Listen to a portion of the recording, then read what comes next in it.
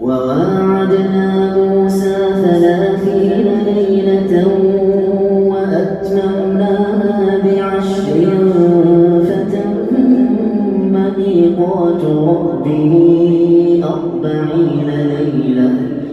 وقال موسى لأخيه هارون اخلفني في قومي وأصلح ولا تتبع سبيل المفسدين.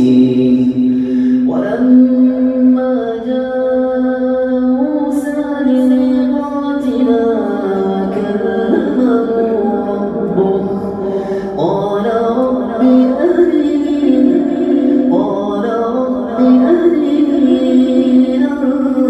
أنظر إليك قال لن تراني ولكن انظر إلى الجبل فإن استقر مكانه فسوف تراني. فلما تجلى ربه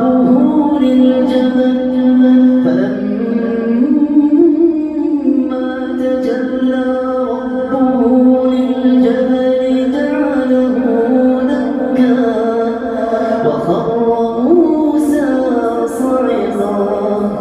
فلما أفاق قال سبحانك تبت إليك وأنا أول المؤمنين. قال يا موسى إني اصطفيتك على الناس برسالاتي وبكلامي فخذ ما آتيتك وكن من الشاكرين. وكتبنا له في الألواح من كل شيء موعظة وتفصيلا لكل شيء فخذها بقوة وأمر قومك يأخذوا بأحسنها سأريكم دار الفاسقين.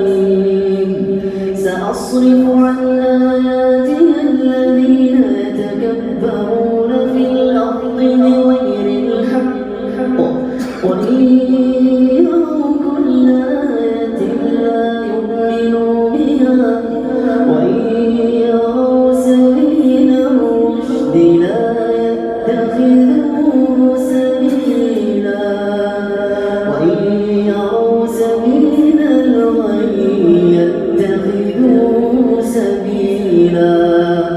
ذلك بأنهم كذبوا بآياتنا وكانوا عنها غافلين. والذين كذبوا بآياتنا